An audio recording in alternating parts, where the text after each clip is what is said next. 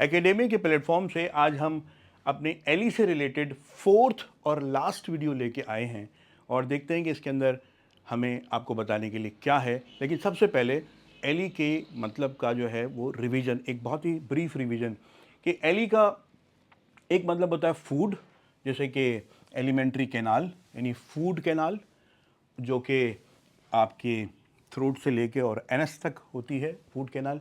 और दूसरा इसका मतलब होता है अदर, जैसा कि एलियन। तो आइए चलते हैं, देखते हैं कि आज हम कौन से वर्ड्स डिस्कस करने जा रहे हैं। हम ये वर्ड डिस्कस करने जा रहे हैं, इनमें बहुत बारीक फ़र्क है, ध्यान से सुनिएगा।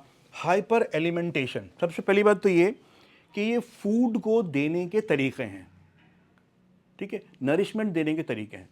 ये जब पेशेंट बहुत बीमार होता है और वो ओरली फूड नहीं ले सकता तो उसको नस के ज़रिए से, ड्रिप के ज़रिए से इंट्रावेनसली उसको फीड किया जाता है।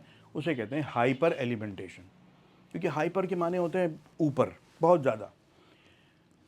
शायद इसलिए कहते हैं कि बहुत आसानी से आप फूड दे सकते हैं, या वो बहुत ही ज़्यादा कमज़ोर होता है, वो ओरली फूड नहीं ले सकता है, इस वजह से उसको हाइपर एलिमेंटेशन कहते हैं। फिर है टेकी एलिमेंटेशन। टेकी के माने होते हैं स्विफ्ट या फास्ट। टेकी एलिमेंटेशन जो है वो एनजी से दी जाती है, वो नाक के ज़रिए से वो एक ट्यूब डाल दी जाती है पेट में, तो उसको कहते हैं एनजी, जिसका मतलब होता है नेसोगैस्ट्रिक।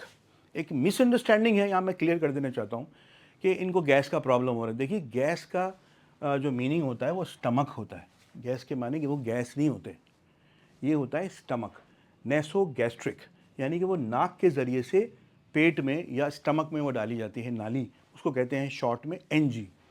वो है टेकी एलिमेंटेशन, क्योंकि वो बहुत ही फास्ट होती है, वो डायरेक्ट स्टमक में जाती है। कोई भी चीज़ डायरेक्ट स्टमक में नहीं जाती, लेकिन एनजी से डायरेक्ट स्टमक में जाती है, इसको कहते हैं हम टेकी एलिमेंटेशन। फिर है सुपर एलिमेंटेशन, ये ओरल होता है।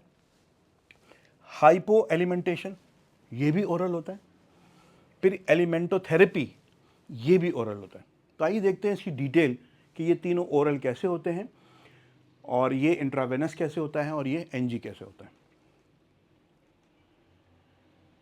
Hyperalimentation, the administration, administer का मतलब होता है देना, to give something. The administration of nutrients by intravenous feeding, मैंने आपसे पहले ही कहा था कि इसको नस के ज़रिए से ड्रिप लगा के दी जाती है। तो मेरे ख्याल ये सेंटेंस को पढ़ लें, कोई ऐसी ख़ास बात इसमें है नहीं। ये दूसरे मीनिंग की तरफ चलते हैं। Tachy alimentation, rapid and immediate provision of food in ICU.